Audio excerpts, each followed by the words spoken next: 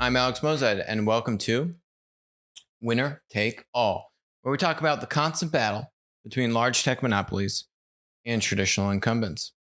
So, first little quickie topic: we had Peter Saddington, entrepreneur, longtime crypto, I guess investor, trader, whatever. He's made a lot of money on crypto. We had him on the show. I was just looking it up. Mid-February, actually, February like 18th. And one of his altcoins, which he recommended and we clipped for all of you, was this thing called ICX. And if you look at this chart here, Feb 18, 16, it was somewhere right around there. It's like a buck 70. It now popped to 315 in the past like 6 weeks. Now it's down to, I think, maybe 275, but nonetheless, more ways that winner take all is helping all of you with some hopefully fruitful little tips or ways to figure out this new crazy economy. And we're going to touch on NFTs in a little bit here and try to figure out what the hell these things are. Next topic is that Beijing is the true winner take all. What does that mean? Common thing we talk about on the show is that, all Chinese tech monopolies are essentially servants of the CCP. All the data, all their AI, all their IP is essentially beholden by the Chinese Communist Party. Even though Larry Summers doesn't see any connection between the CCP and, Chinese tech monopolies. So I guess everything's okay. But anyway, going back to reality, Beijing was not so happy with Jack Ma's speech a few months ago. I think maybe it was back in like October now. And he basically gave a speech that said, hey, I think that the regulators are slowing innovation and, we could be doing more, faster, better, whatever, with less regulation. Something to that effect. By Western standards, it was a very polite critique. It was a critique, but still very subtle and very polite critique to say, hey, regulation is slowing down innovation in the financial services sector. And boy, did that not go over well. You saw it was imminent at that time, the imminent IPO for Ant Financial get pulled. You have now seen, you saw Jack Ma disappear for like 2 months. One of the richest guys in Asia, just gone. You have no idea where he is. And Beijing has not stopped there. And that is why they are the monopoly of all monopolies, right? They are the true power source, the CCP, President Xi. They are the true puppet masters behind everything that is going on in China. And shadow markets, related territories, etc. You see them flex their muscle in this recent Wall Street Journal article. Beijing asked Alibaba to shed its media assets. So now they're going after Alibaba. They're criticizing Alibaba of taking advantage of citizens and the common folk in China. They're now forcing them to they're trying to kind of restrict Alibaba's voice and take away its media influence. You see them going after this in now another article. Past couple weeks here, Tencent CEO and founder Pony Ma meets with the Chinese antitrust officials as scrutiny widens. Pony Ma, in advance of this meeting, came out and said, hey, we need to be regulated more. We need to have less power. We being the tech monopolies and Tencent, BAT. These are the three big tech monopolies in China. There are others now, but Baidu, Alibaba, Tencent were the original three. Now you've got Didi and ByteDance, and we're going to touch on ByteDance in a second here. Speaking to reporters, Honeyma, not Jack Ma, said the company was working actively with regulators on compliance, including combing through some of its previous investments. Big media capabilities of Tencent. Tencent conduct meetings with regulators on a regular basis. The regulators literally have offices inside of every one of these tech monopolies, headquarters and regional offices. I mean, the regulators are literally there in the office on a day-to-day basis, making sure that the regulation, the content regulation, the data, right, all complies, checks out with what the CCP wants people to think. Some parallels to what's going on in the United States and elsewhere through big tech, but a little bit less of a tie between government and big tech, but still there is a tie, even in Western markets. Not as egregious as what's going on in China, but still you're seeing this general trend of commoners and sheep, that is everyday citizens, being told what to think by their overlords, that is the government, the true monopoly, the monopoly of all monopolies, and then their basically servants, that is the tech monopolies. And you're seeing that play out to a T in China, and you're seeing that play out to somewhat of a similar but a little bit lesser degree elsewhere. But we're absolutely under a siege of freedom of thought, of independent thinking, of freedom of speech. And it's a really terrible sight for all. Another article here, which I thought was really interesting. This individual, I helped build ByteDance's censorship machine. I wasn't proud of it, and neither were my coworkers. But that's life in today's China. We just covered Kevin Mayer, the former CEO of TikTok and COO of ByteDance, had a kind of a pathetic exit interview with CNBC where, he's the victim, of course, and, has done nothing wrong, has made no mistakes. I believe he said he had no regrets. That was how he ended the interview. But, no critique of getting into ByteDance and seeing what was going on in ByteDance and saying, oh, actually, there are some legitimate security concerns here, right? And that's why he wanted to leave ByteDance. No, none of that narrative out of Kevin, right? ByteDance, TikTok, everything was fine. Everything was rosy. I don't know why anyone would have any national security concerns. I mean, it's not like CNBC really asked Kevin about it or pushed him on that. But still, if Kevin wanted a good reason to say why he exited TikTok and ByteDance without making him look like a weak victim, it would be, yeah, I got in there and this was not okay and not up to my moral standards. Be nice to see some executives have some values and morals these days. Anyway, no mention of that.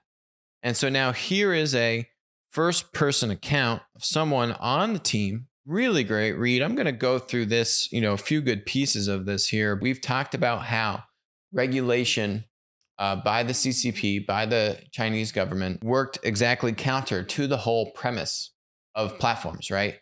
To connect information, to enable value to be exchanged.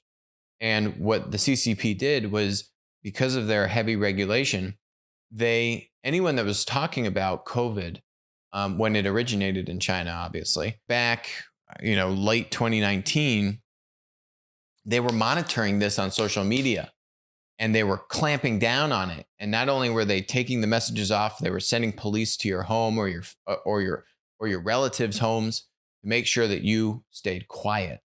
And so she talks about this exact thing. It was the night Dr. Li Wenliang struggled for his last breath in the emergency room of Wuhan Central Hospital. I, like many Chinese web users, had stayed awake to refresh my Weibo feed constantly for updates on his condition. Dr. Li was an ophthalmologist who sounded the alarm early in the COVID-19 outbreak. He soon faced government intimidation and then contracted the virus. When he passed away in the early hours of Friday, February 7th, 2020, I was among many Chinese netizens, they're the rebels, who have some semblance of independent thinking, who expressed grief and outrage at the events on Weibo, only to have my account deleted. This woman put these protocols into place, right? So, but she truly is a victim. What can she do? I felt guilt more than anger at the time. At the time I was a tech worker at ByteDance, where I helped develop tools and platforms for content moderation. In other words, I had helped build the system that censored accounts just like mine. I was helping to bury myself in China's ever expanding cyber grave. Anyone read 1984? Oh, this is 1984 in 2021 and 2020. Ay, ay, ay. I hadn't received explicit directives about Li Wanliang, but Weibo was certainly not the only Chinese tech company relentlessly deleting posts and accounts that night.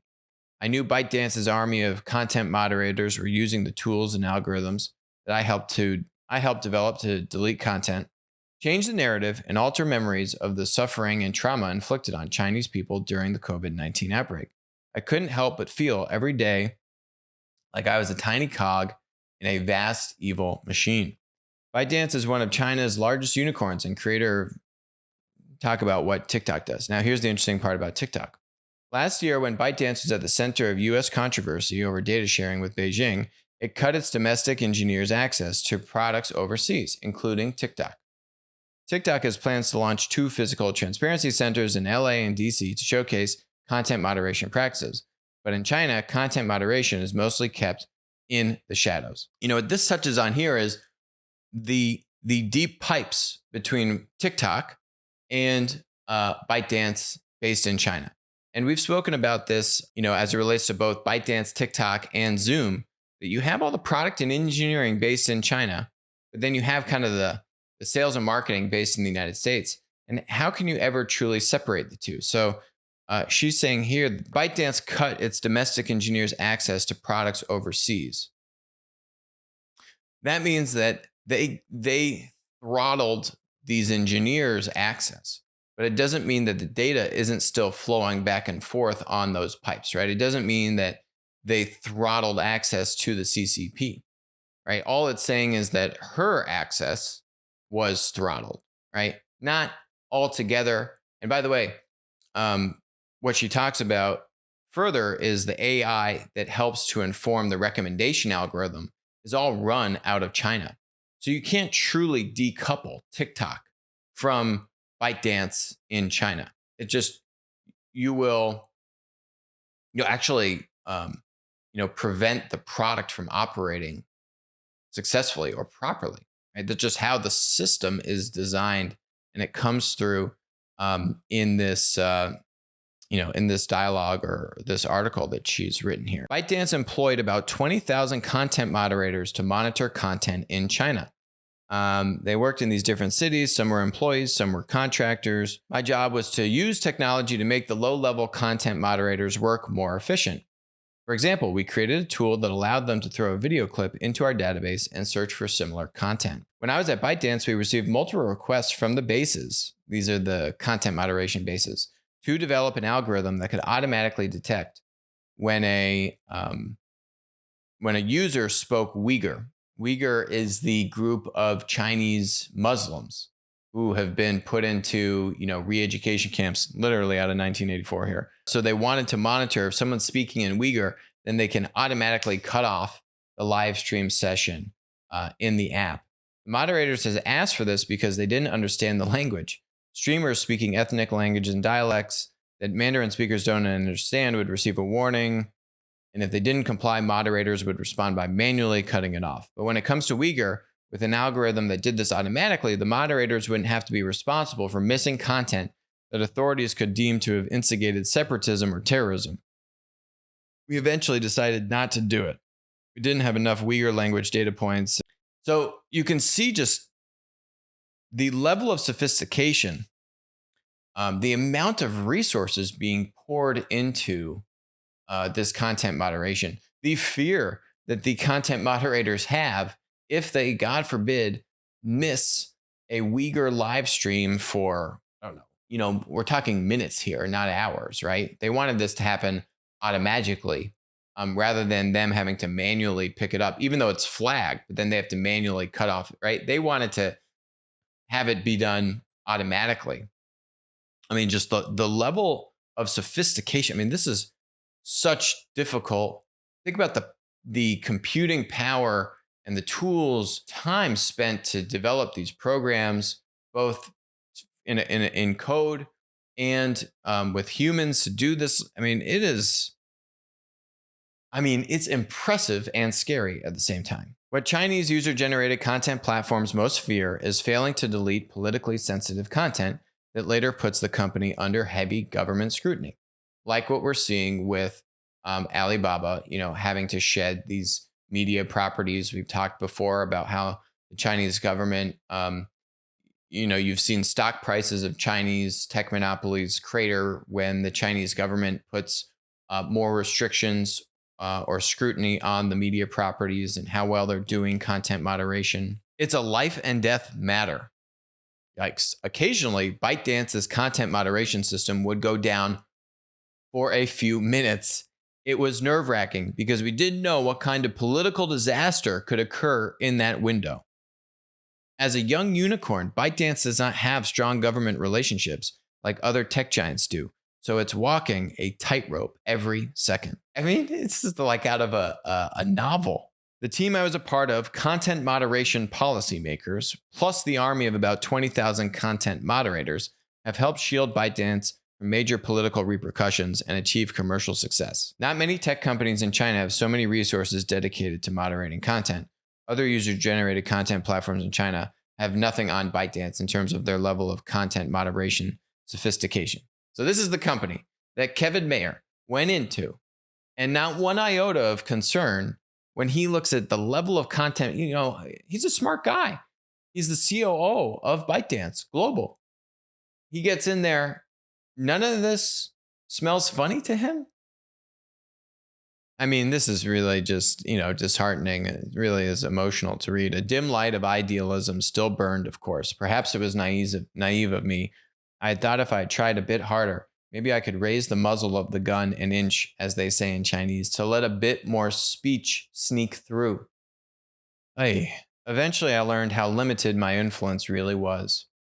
When it comes to day-to-day censorship, the Cyberspace Administration of China would frequently issue directives to ByteDance's content quality center. They would then task different teams with applying the specific instructions to both ongoing speech and to past content, which needed to be searched to determine whether it was allowed to stand.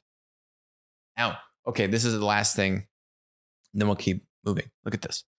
During live streaming shows, every audio clip would be automatically transcribed into text, allowing algorithms to compare the notes with a long and constantly updated list of sensitive words, dates, and names, as well as natural language processing models. Algorithms would then analyze whether the content was risky enough to require individual monitoring. Oh my,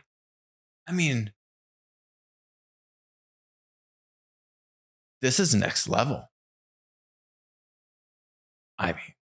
This is extremely difficult to do. Extremely difficult to do. Wow. It is just, it's really just sad to see. And by the way, this is not just happening in China. This is happening now with your US tech monopolies, your Western tech monopolies.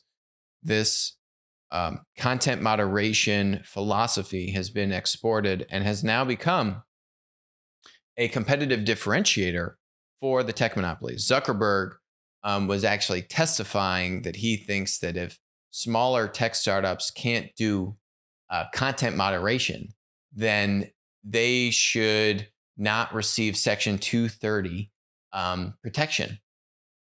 He ultimately walked that back and watered down that claim a little bit after there was naturally an appropriate outrage, but that's ultimately what they're getting at, right? He spilled the beans. Hey, if you can't do content moderation and spend, how much money does this cost? They got 20,000 people doing content moderation, hundreds of engineers. The live streams are automatically transcribed. For us on our show, we've got to take the video, send it to some other group to transcribe it, and then we take it back and edit it. They've automated all of this. It's remarkable and scary. I don't know how else to classify it. This has now spread. It's not just in China. This is now a competitive differentiator for the big tech US monopolies. And it is being used as a bludgeon to divert resources and require that smaller tech competitors to the big tech monopolies spend their money on this kind of stuff rather than improving the product, expanding the network, etc. A very, very sad direction for big tech. So, to just instill more confidence in our audience today, here is the EU, admitting, or I don't know, this is like some insider, this was in the Financial Times. EU struggles to build antitrust case against Amazon. Basically saying, they're having an issue understanding Amazon's matchmaking algorithm. And, EU officials are still struggling to understand how Amazon's algorithm works, despite sending a series of detailed questions to the company about the criteria used to boost a product's visibility. These people added that officials are also unlikely to be able to view the online retailer's code. They're fumbling the ball. That's why I've pretty much come to. Look, I would love for some form of regulation or legislation to go into place. I just don't think that we can rely on that and really put too much confidence that that's going to happen. So, last topic. What is Dapper Labs and what are NFTs? NFTs are non-fungible tokens. I think the easiest way to think about it is what Dapper Labs is doing, and that's why they've been able to raise. Dapper Labs created this thing called NBA Top Shot. They've raised $305 million in funding at a $2.6 billion valuation. Investors include Michael Jordan, Kevin Durant, Ashton Kutcher, Will Smith, and others. These non-fungible tokens can be prescribed to any form of digital content. But what Top Shot has done is it's basically like digital baseball cards. So if you go to their site, NBATopShot.com, and just think about you get baseball trading cards. Now they're just digitized. That's essentially what this is. You could play, I don't know what, you could get Star Wars cards. You could get, any form of these like collector cards or, different games that you play like Magic or whatever it is. Just think about the NFTs as being a way to make that digital. They've now done this with art. So you can essentially buy a digital piece of art, which yes, anyone could copy and download and use that piece of art for themselves. But technically you own the digital version of that piece of art or screenshot or whatever it is, right? Or video. It could be a video also. Yes, people are allegedly buying these things for millions of dollars or hundreds of thousands of dollars. I would actually look at that stuff with a grain of salt. Not to say that, all of it is fraudulent, but there's just a lot of, there's no traceability in any of this. So yeah, I could be buying this card from a friend of mine and we're just sending the money to each other. I guarantee you that stuff is happening. The transaction fees are not too high that's kept by these platforms. So it's not like you're losing a lot of money. There's a lot of people that have made a lot of money in crypto and are kind of just having fun with different things out there. And, just kind of like to explore different things and have fun. And they're just kind of sending it to their friends. Not to say that's the whole business here behind Top Shots, but that stuff is definitely happening. How much of it is it of the total transaction volume and all that stuff? I don't know. But take the big numbers with a grain of salt. It does seem weird. I think the trading card, the kind of analog to digital way to think about NFTs as just digital trading cards, probably the best way to just think what is an NFT and why would I ever want to pay for one?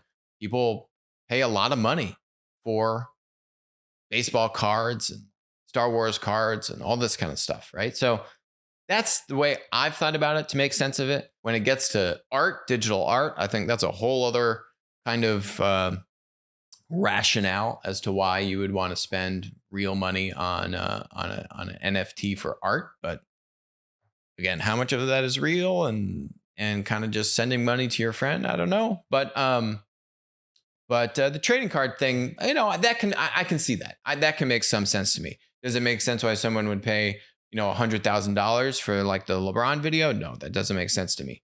But again, I don't know how much of those big ticket ones are real. Maybe some of them are. But yeah, like $50, which I think is what the Top Shot, the CEO's been interviewed, and I've read a few of the interviews. He's saying most of their stuff is like, I don't know, sub $50. So that makes more sense to me. These gargantuan numbers don't make sense to me. But yeah, like $20 for an NFT on an NBA card. Okay, sure. Other than that, yeah, I agree. It's kind of way far out there. So that's my version of what are NFTs and what is Dapper Labs doing. Thanks very much for joining us today on Winner Take All. I will talk to you soon.